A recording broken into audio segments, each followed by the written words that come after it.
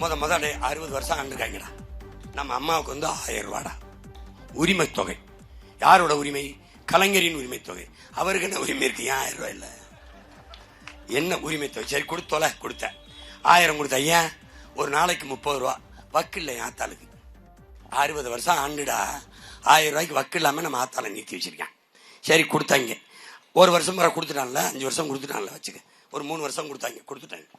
இப்ப ஆட்சி முடிஞ்சிருச்சு. அடுத்த ஆட்சிக்கு வரப்போகுது 2000. என் வளர்ச்சியில வருது. ஏன் 1000ல இருந்து 2000 வளர்ச்சி? இதெல்லாம் வளர்ச்சி.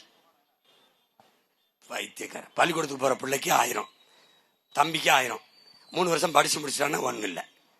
அப்ப அந்த 1000 கிடைக்க என்ன பண்ணணும்? வேலை கொடுக்கணும், அதுக்கு திட்டம் இருக்கணும். 8000க்கு டோக்கன், 8000க்கு டோக்கன். என்ன வேணுமோ கடையில் போய் வாங்கிக்க.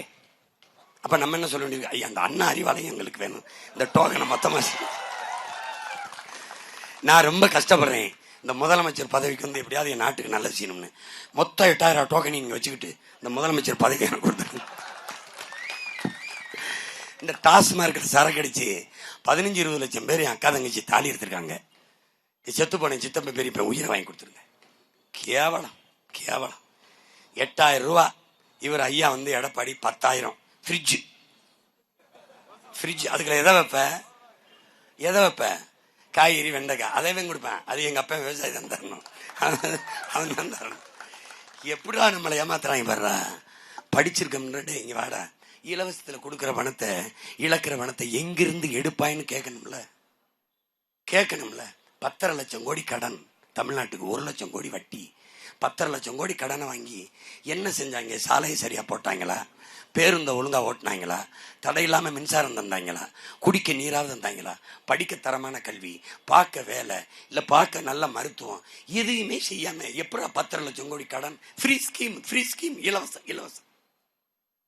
இப்ப இங்க அறிவிச்சிருக்கிறதெல்லாம் பாத்தீங்கன்னா ஒரு மாசத்துக்கு 1 லட்சம் கோடி தேவைப்படும். 8,000 ரூபாய். அவர் 10,000 ஃப்ரிட்ஜ். அப்புறம் 1 கிலோ எண்ணெய், 1 லிட்டர் எண்ணெய், 1 லிட்டர் பருப்பு. இதுல இன்னொருத்தர் வந்திருக்காரு பாருங்க, 2,000, 2,500.